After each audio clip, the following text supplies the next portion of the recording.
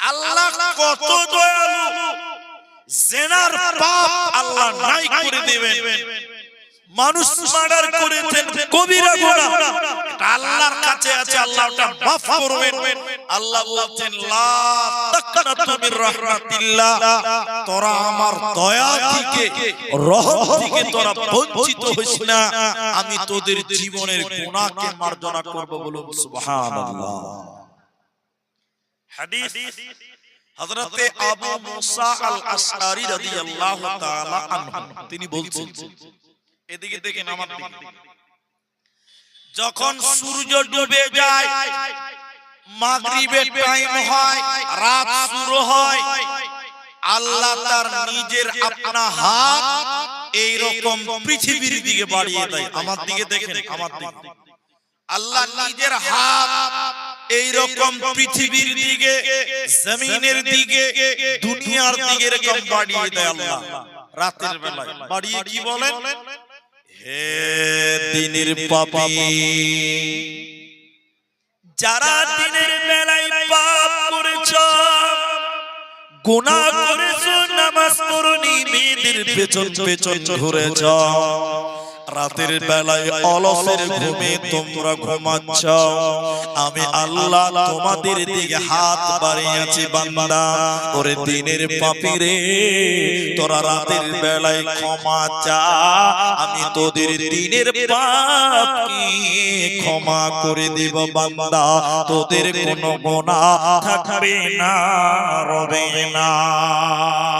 বিশ্বনবীর পরে বলেন বান্দা, যখন সূর্য উদিত হয়, যখন দিন শুরু হয়ে যায়, সূর্য উঠে যায়, যখন সকাল আরম্ভ হয়, আল্লাহ তার অপর হাত এরকম পৃথিবীর দিকে বাড়িয়ে দেয়, অন্য হাত আল্লাহ জমিনের দিকে বাড়িয়ে দিয়ে বলতে থাকে, হে রাতের পাপীরা, যারা রাতের বেলায় গুনাহ করেছো, চুরি করেছো, জিনা করেছো, অন্যায় করেছো, রাতের বেলায় নামাজ পড়নি, দিনের বেলায় তোমরা অলসের ঘুমে যারা ঘুমিয়ে আছো বান্দা, আমি রাতের বেলায় তোমাদের দিকে হাত বাড়িয়েছি বান্দা, দিনের বেলায় আমি তোমাদের দিকে হাত বাড়িয়েছি বান্দা, তোমরা আমার কাছে ক্ষমা চাও, আমি আল্লাহ তোমাদের রাতের পাপকে ক্ষমা করে দেব বান্দা, তোমাদের কোনো গুনাহ থাকবে না, রবে না। নবীজি বললেন, শুনে নাও, যতদিন সূর্য উল্টো দিক থেকে না উঠবে, যতদিন সূর্য উল্টো দিক থেকে না উঠবে, অতদিন আল্লাহ তার বান্দাদেরকে ডাকতে থাকবে, বান্দা তোরা আমি আল্লাহর কাছে ক্ষমা চা, আমার নাম গফফার, আমি তোদেরকে ক্ষমা করে দিব, তোদের কোনো গুনাহ রবে না, থাকবে না, থাকবে না, যেহেতু আমার নাম রহমান, দয়াল রহমান, কে পারে বুঝিতে তোমার শান, দয়াল রহমান, কে পারে বুঝিতে তোমার শান। মা বাবা ছাড়া পিতা আদম বানাইলেন নিজ হাতে, পিতা ছাড়া পুত্র ঈসা মারিয়ামের কোলেতে, কে বা বড় কারিগর, কার বা বড় শান, কে পারে বুঝিতে তোমার শান, দয়াল রহমান, কে পারে বুঝিতে তোমার শান। তাই আল্লাহ তিনি দয়া করে মানুষকে ক্ষমা করতে ভালোবাসেন, তিনি মাফ করতে পছন্দ করেন। আরেকটা হাদিস বলবো, ওটা বুখারী মুসলিমের হাদিস। হাদিসটির রাবী হযরত আবু হুরায়রা রাদিয়াল্লাহু তাআলা আনহু। বাবাজি শুনেন, খুব মূল্যবান কথা। আপনারা যারা আছেন একটু মুখ খুলে বলেন তো দেখি, আসমান কয়টা আছে? 7টা আল্লাযী সাবআ সামাওয়াতিন তিবাকা, 7 আসমান আছে। সবাই বলুন কয় আসমান বললাম? 7 আসমান। যখন মাঝ রাত্রি হয়, এই টাইম এখন কটা বাজে? 12:30। এই টাইম যখন মাঝ রাত্রি হয়, আল্লাহ এক আসমান, দুই আসমান, তিন আসমান এই করে করে সব নিচের আসমান, টোটাল আসমান কটা বললাম? একদম 6 নাম্বার আসমানে, 7 নাম্বার আসমানে আল্লাহ চলে আসে। 7 নাম্বার একদম নিচের আসমানে আল্লাহ চলে আসে। এসে কি বলেন? এদিকে দেখেন, এদিকে। এই রাত্রি বেলা আল্লাহ ডাকে, কি বলেন? এই এই এই কে আছে গুনাহগার, কে আছে গুনাহ করনে वाला, কে আছে পাপী তাপী মানুষ, আমার কাছে তোরা ক্ষমা চা, আমি তোদের জীবনের গুনাহকে maaf করে দিব। বলুন সুবহানাল্লাহ। আল্লাহ 6 আসমানকে পাড়ি দিয়ে 7 নম্বর আসমানে এসে মানুষকে ডাকে গভীর রাত্রিতে, মাঝরাত্রিতে, যে তোরা আমার কাছে ক্ষমা চা, আমি তোদের জীবনের গুনাহকে maaf করব। হতভাগা মানুষ তখন নাক ডাকে, নাক ডেকে ডেকে নিন, তখন ঘুমাচ্ছে, আল্লাহর কাছে ক্ষমা চাওয়ার কোনো মানুষ নাই। এরপরে নবী বললেন, আল্লাহ মানুষকে আবার বলেন, যার যা প্রয়োজন, তোমাদের যার যেটা প্রয়োজন তোমরা আমার কাছে চাও, তোমরা এখন আমার কাছে যা চাইবে আমি তোমাদের তাই দিব। বলুন সুবহানাল্লাহ।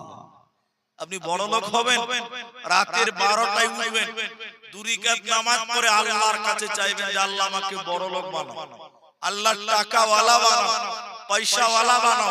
আল্লাহ রাসূল বলছেন ওই টাইমে তুমি যা চাইবে আল্লাহ তোমাকে সেটাই দিবে। বলুন সুবহানাল্লাহ। আল্লাহ কত দয়ালু, আল্লাহ কত মেহেরবান, আল্লাহ কত দয়া করনে वाला।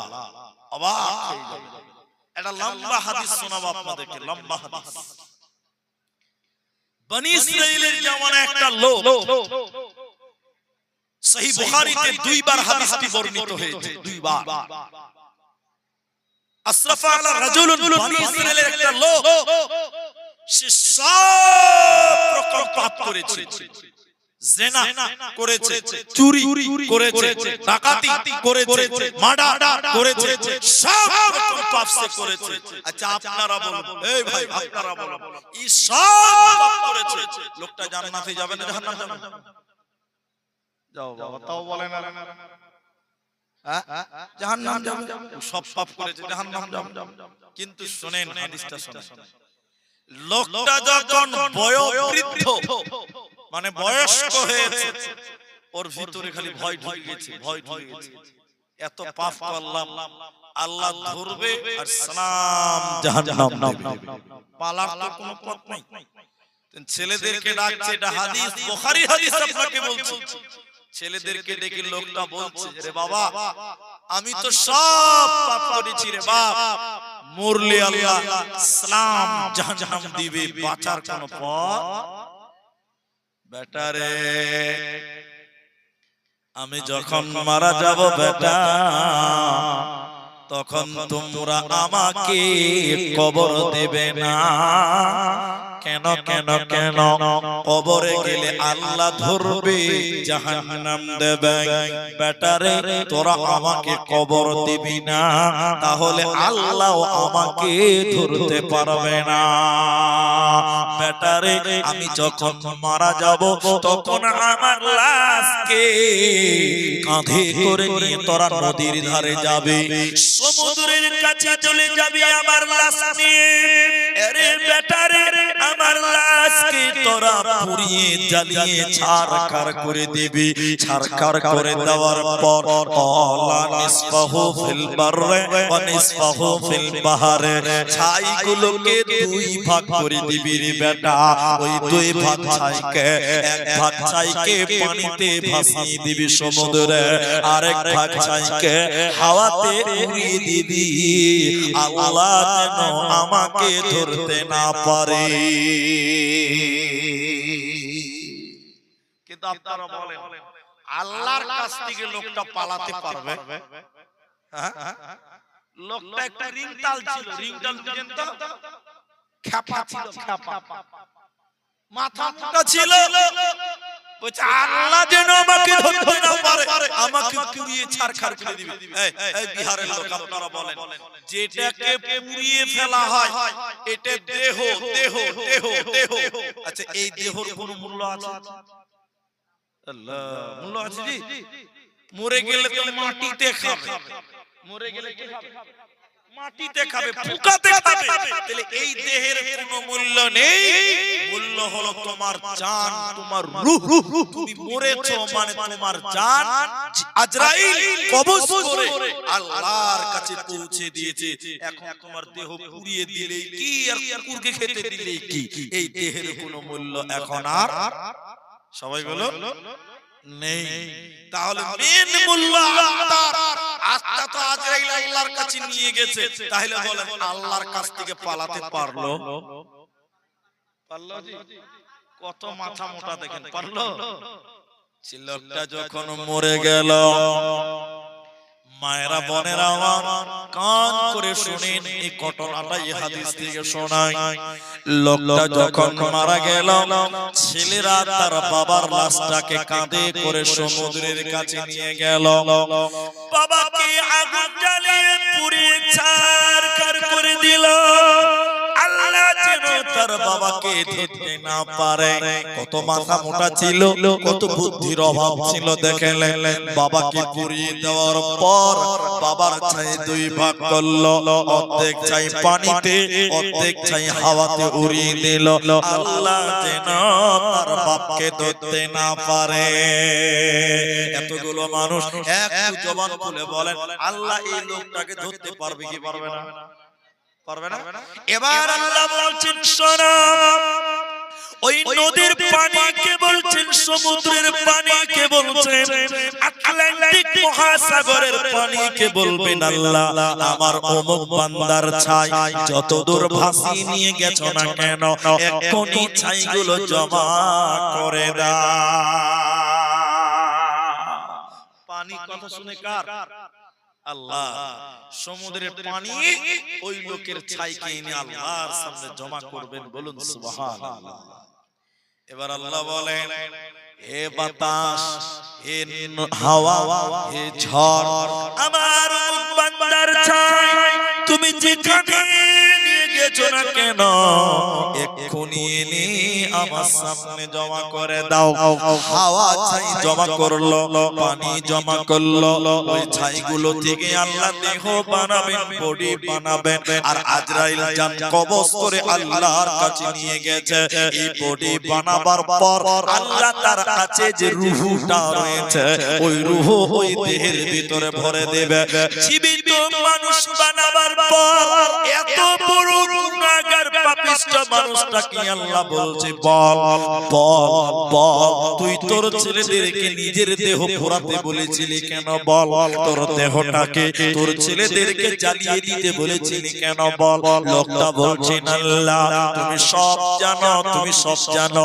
আল্লাহ বলেন বান্দা তুই বল, তোর জবানে তুই বল, তোর ছেলেদেরকে পুড়িয়ে ফেলতে বলেছিলি কেন? বল।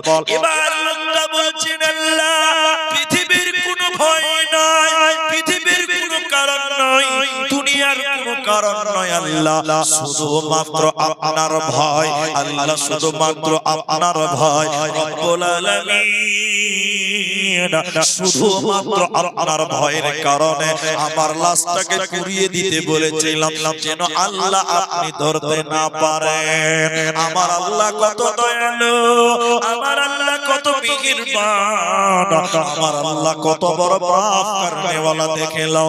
আল্লাহ বলেন বান্দা তুমি আমাকে ক্ষমা চেয়ে, তুমি আমাকে ভয় করেছিলা বান্দা, তুমি আমাকে ডরিয়েছিলা, তুমি আমাকে ভয় করেছিলা বান্দা, গাফারাল্লাহু, যাও যাও যাও, আমি আল্লাহ তোমাকেও মাফ করে দিলাম। আজকে তোমাকে জাহান্নাম যেতে হবে না, হবে না, হবে না। এই জন্য তিনি হলেন চরম পরম ক্ষমা করনেওয়ালা, বড়ই মেহেরবান।